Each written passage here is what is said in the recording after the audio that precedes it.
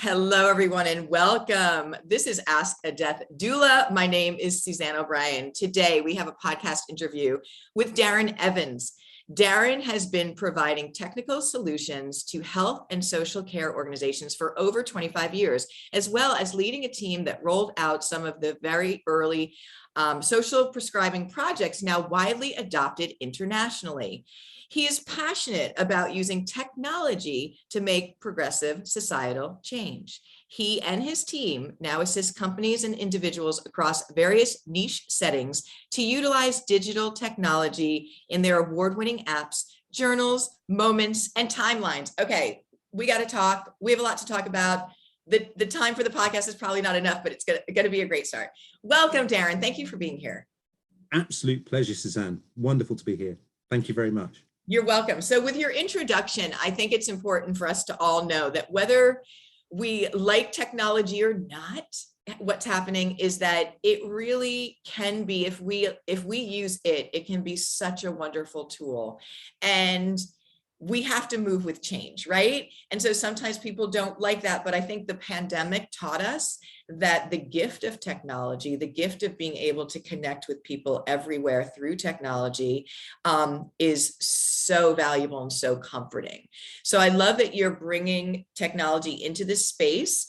For me, working with people, they're not always tech savvy. We're going to kind of break it down and make it super easy for them. But I love what you're offering because it's two areas that are sorely missing in this whole spectrum of end of life and grief and bereavement.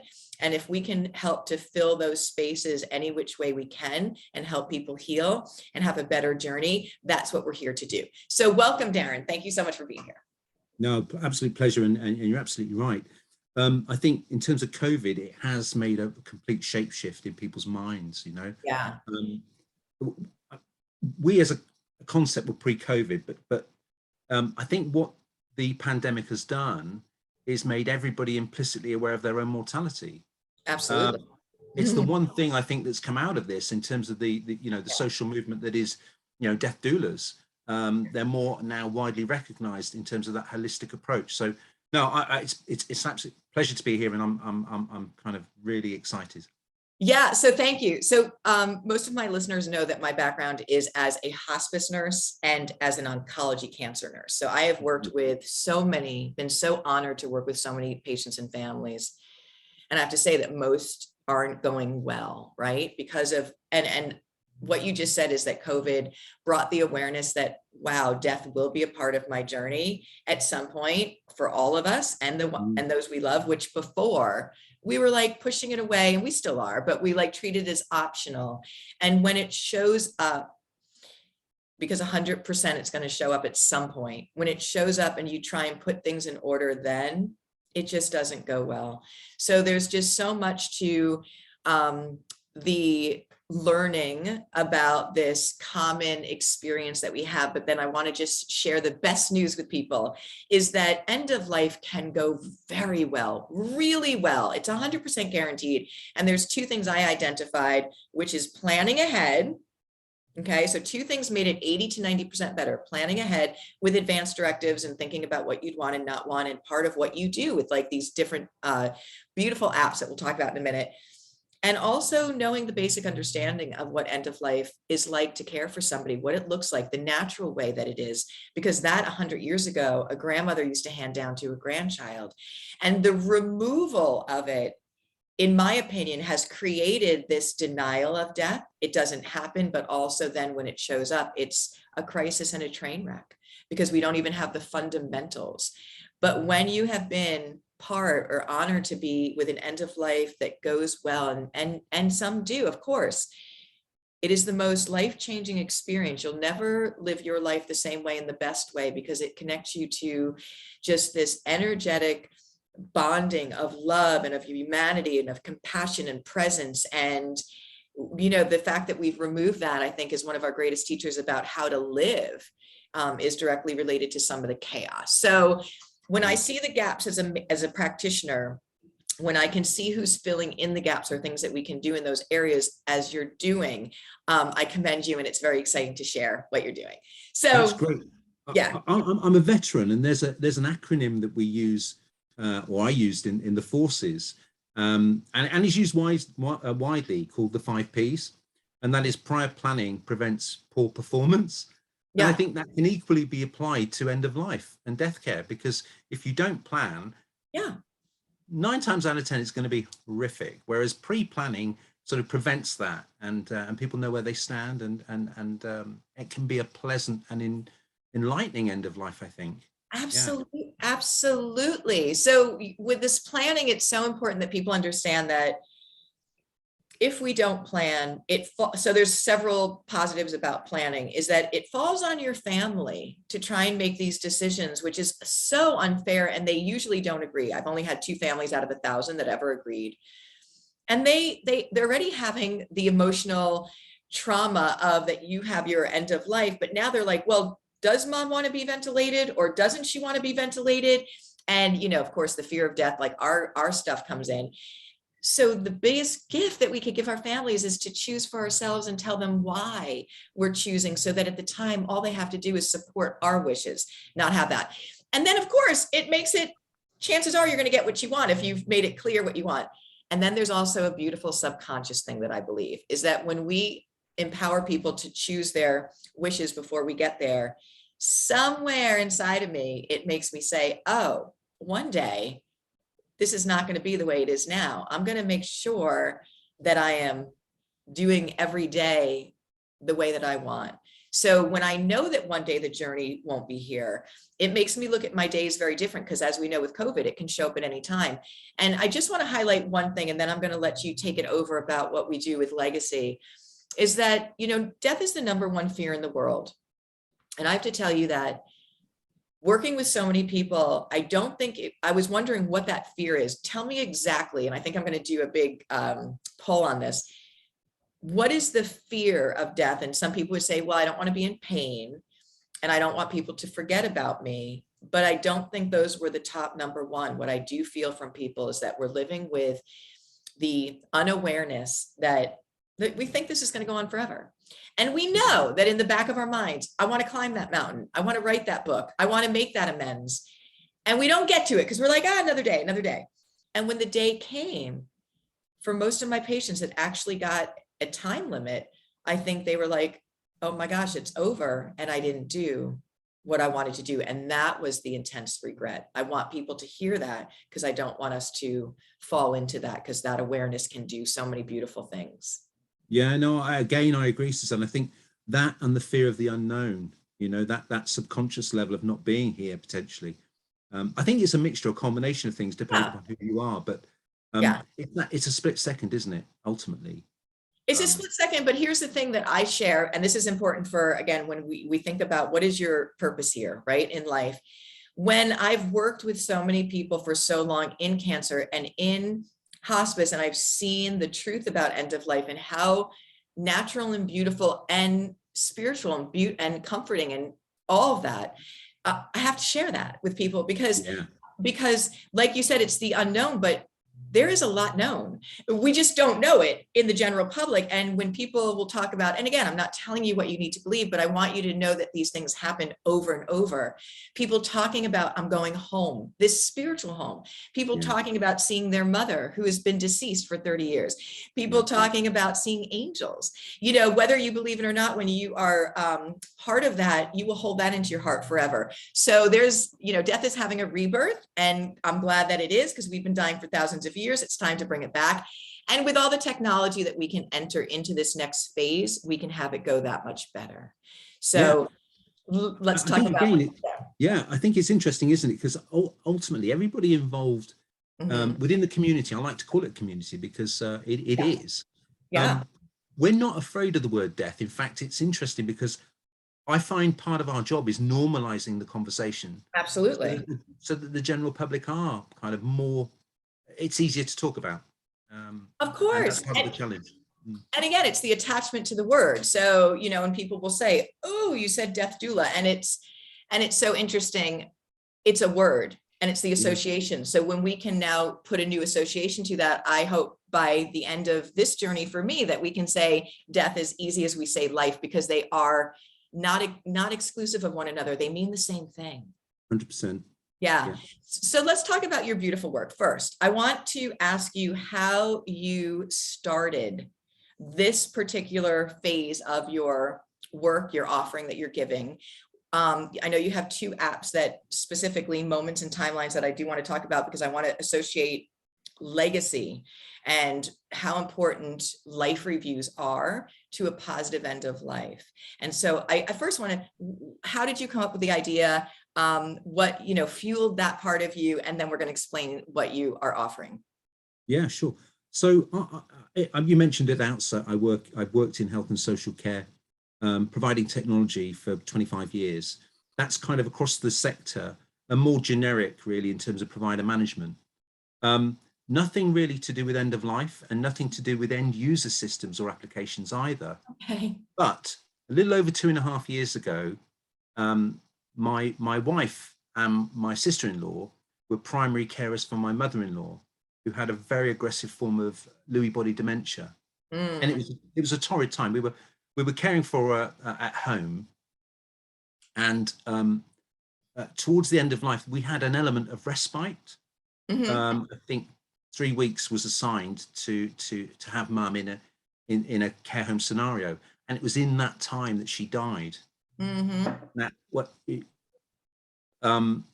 it was awful. It was a very, very aggressive form of Lewy body dementia, so it was very quick as well. And in some respects, you might say that we're thankful for that, in some respects. But anyway, to cut a long story short, after the funeral, you go through family possessions as you do, and we were looking through a family photo album. It was just after the funeral, and my son, who was 11 at the time, just coming nearly almost 12, said, who's this, who's that, to my wife? And she didn't have the answers. And then we asked my sister-in-law and then her brother, and nobody had the answers. Right. And with it, that family history is now gone. Yeah. We can't get it back either. Right. She lost her dad some years ago. And my son then turned around to me and said, Dad, you work in technology. Can't you do something that will benefit other people who find themselves in a similar predicament? Words to that effect anyway, at the age of coming on 12.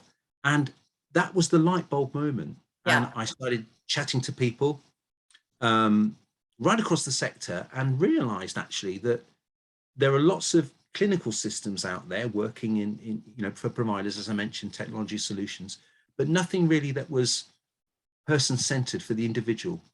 And we realized very quickly, and this was new to me, the notion of memory boxes, where people write letters, birthday cards, and things like that for future events that they otherwise wouldn't be able to celebrate. Yes. And that was the starting point of Aftercloud. That's what we decided to do, is create a digital memory box for use in hospice and palliative care. How beautiful. What awareness from the young ones. And I tell you, our children are so intuitive and smart. And if we listen to them more, we really need to pay more attention. So that's just wonderful that he planted that seed and prompted that. It's really significant how we've lost the not only legacy of families, but even just the storytelling in general.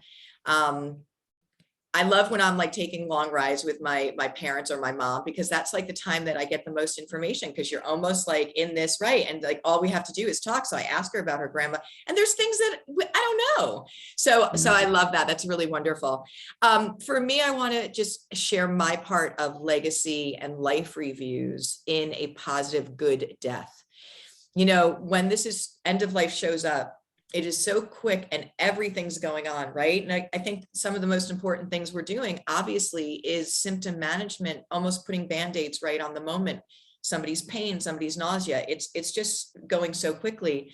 One of the key components, if there is time, is what I call in my stabilization phase, is to do a life review for patients.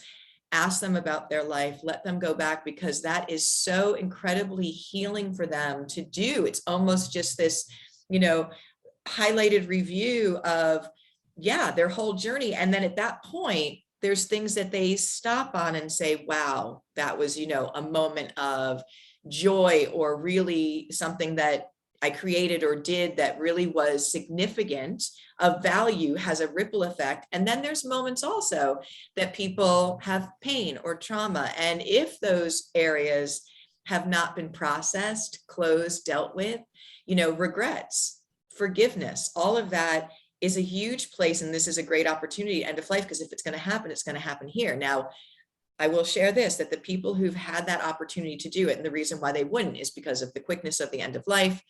We get a lot of people on transition phase, is that the people who've been able to have an opportunity to do a life review and access forgiveness and make sense of things, say goodbye, their end of lives, their actual end of lives have been the most beautiful I've ever seen. So this is a very significant place. And of course, we talked about planning ahead. So the more we can do this, and also, my gosh, I would love to share things that people probably wouldn't know or not think of to share about me. So if I do it myself, how fun can that be? Yeah. So what we did is we wanted a pilot to sort of make sure that the app worked, and we sort of built it on best practice, really. So we utilized the app in real world environments in hospice and palliative care. And what we did was we enabled them to create content based on 4 key types of content. And that is letters, images, video, and audio. And all of those things combined. Yeah. All in one moment. So they can use multiple different content types to create those really valuable, meaningful moments, or things that they remember, or things that they want to celebrate into the future. But one of the things that came out of the pilot, and this is really in some respects where we look at legacy, is a lot of people within hospice said, this is great, it's fantastic, we love the tool, but we want to see a chronological account of our life story with these moments. So from the beta came timelines, because we thought, well, actually, this is going to be something that's available for everybody to make use of in the here and now. You don't necessarily have to be approaching end of life. This is looking at your life events and your life story to create that legacy, utilizing those same multimedia channels. So again, letters, audio, video, and all of those things combined. Yeah. I really love this, Darren. It's like having your own highlight reel to the movie of your life. Yeah. Yeah. Oh, I love that. Yeah. And it's also, write that down. It's also important that we have that say. And again, the first thing we talk about in Doulagivers training is give back control to the person. So somebody is at end of life and they feel that, again, I mean, telling somebody they have a time limit on that life that they have makes everyone sort of go into a shutdown, a withdrawal, a loss of control feeling. We want to use techniques of giving back control. They have every choice, right, that they can make, except for safety. So we have to make sure they're safe. But this is extremely important to allow people, even though their body's declining, this is their journey. We are here to support them and guide them. You direct me. What can I do for you? I feel like the same thing in your timelines is that I get to choose what the highlight reels are. You know what I mean? This is extremely important. So, and also I think it's just a lot of fun to even, think in terms of that. So bravo. And I think we want to highlight what you just said, is that this is not just for end of life people. In fact, the time to do it is like the whole journey. It really is. It's fascinating. One of the, it's interesting because one of the hospices that we supported, one of the early hospices, was a children's community-based hospice. So a hospice for children receiving palliative care in the community.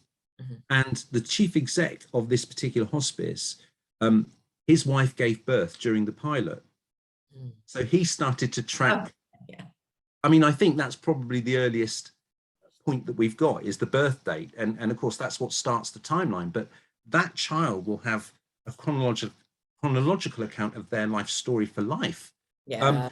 One thing I will say is I, rightly or wrongly, I utilize my mum, who is 82, almost as a guinea pig for the pilot.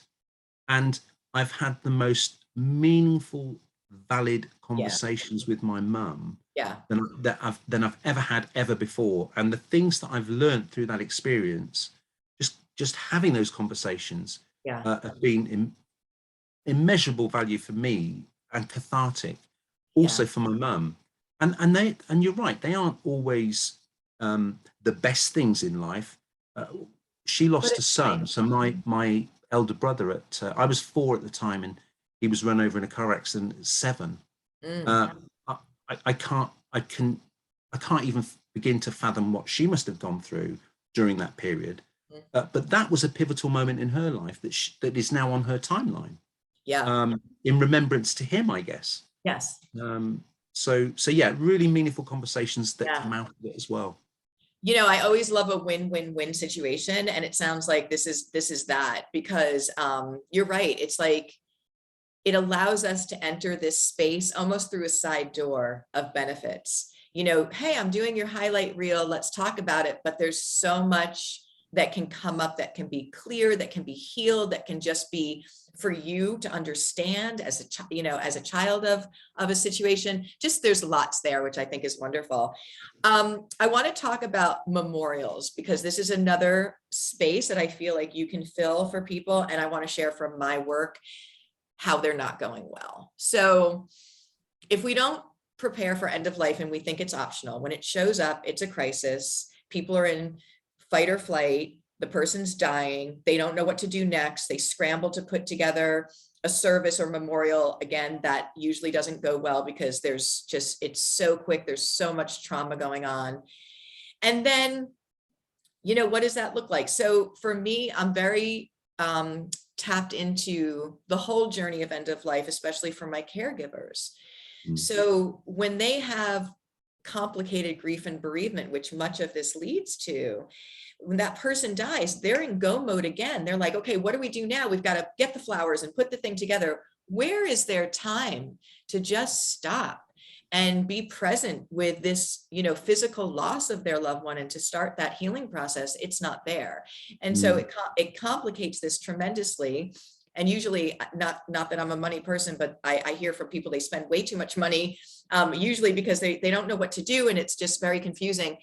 And then when COVID hit, it changed the game again, because people were not able to have in person, as they had been doing, services and memorials. And this is what I want to share, is that, during COVID times, look, we work with end of life, and there was never obviously a greater need for Doulagivers at that time. People are like, well, we can't go in the houses. What do? We just have to wait. I was like, no. People need us. They're calling us. We had tele-doula started, but also, right, and which was incredibly effective. And it's amazing how effective this is. So then our online memorial services, putting them on, it's amazing how beautiful they were and beneficial they were, because people can join from anywhere in the world. They can join from the comfort of their own home. And again, when you're doing things like your apps, doing it ahead of time and having it, again, if I would love to have my own say in my memorial, what I want to highlight, having that piece done takes so much of the pressure again and stress off that moment. So this is a big part of this whole spectrum of end of life. And again, what I call a good death is from start to finish. And again, really, supporting the person. So can you share with us about that aspect of the work that you do and what's been going on with that? Because I love it. Yeah, it's a really fascinating area. So when you publish a timeline within so it's aftercloud timelines, we also produce a QR code, and the QR code effectively gives access to your timeline. So it can be shared with family. It can be put onto, memorial literature, if you so wish, for church presence. But the key thing is, with more and more people now being cremated as opposed to buried, it's becoming almost normalized, and there are lots of different ways of doing that as well. Yes. The QR code can be placed pretty much anywhere that has a significant meaning for you as an individual. And then that can be read by future generations or anybody that you want, who maybe, it can be anywhere. I think that's the beauty of it. So it's a personalized memorial of you and your life story that can be accessed via a mobile phone, or a tablet, of course, anywhere in the world. I love that. So yeah, that's yeah. So like the mountains of Chiang Mai, sitting around, the river, we can go on that QR code and just, go down that beautiful stream of celebrating our mom or legacy or thinking or whatever it is. It's really beautiful. It's really powerful. But again, I'm seeing where and I hear from my families all the time, where the major issues are. And many of them are stuck in regret. And this happened so quickly. We weren't ready. Nothing was prepared, and they feel like they can't move on from that. And that's so upsetting, but I help them that they know that they can. But of course, if we can implement things beforehand. And so what I keep thinking in terms of what you're talking about is not just, really appealing to somebody. I want to hear your story. Not that it's a memorial, but like for my mom, like she's 83. She has some interesting stories, as we all do in life, to let her say, Mom, here's a tool. I want you to write your story. I want you to think about it. And then of course I can, go and ask her questions about certain things. So it's not just, and then of course it could be her celebration of life at the end, but she would really love that because again, it's celebrating you. It's real time. The other thing I think is just to touch on your point about people that are unprepared or unplanned, or maybe going through grief or bereavement of some description. You can apply a timeline retrospectively. So what we're finding actually is that for grief support, I like that. It's there as a pillar to sort of lean on. You can apply a retrospective timeline and obviously publish it. And then that QR code again can be somewhere that's meaningful. So what's so fascinating about that is in our grief guide for Doulagivers, it's the reprocessing and reframing that has been a huge tool in helping people go back and reframe that grief. And you're saying we can not only do that, but we can put it in the timeline. Absolutely. Woo! I love it. Very, really good. Well, Darren, I mean, this is just really beautiful work. And I thank you for, bringing this into the world. I think it's so exciting. And I think there's going to be so many people that are interested in taking advantage of this wonderful tool that you have. Can you tell our listeners where they can find you and get more information and get your apps? Yeah, absolutely. So the website is aftercloud.co.uk. So all one word, aftercloud as it says there, .co.uk. I think similarly, they might be able to approach it through Doulagivers. Yes, I think, yes. We'll have the links for them as well. Yeah, perfect. So I'm on LinkedIn, we're on Facebook, we're on all various social channels, Aftercloud moments and timelines. And we're here to support and help. And also, we're really at the beginning of the journey and there's lots more to come. Yeah. Various people have said to us, we'd love to see our timelines sort of put together a little bit like a genealogy site, so we're looking at real-time ancestral sort of genealogy. Other people have asked us to pull in their social media feeds, which again is a development we're working on currently. So there's lots of things happening. So exciting. Well, thank you so much. I look forward to just growing and seeing what you do and actually doing timelines and moments myself. So thank you so much, Darren. Everyone, thank you for being here. This was an exciting episode. I again thank Darren Evans, our guest today. You can find all of his links below. My name is Suzanne O'Brien. I will see you in the next episode. Thanks, everybody.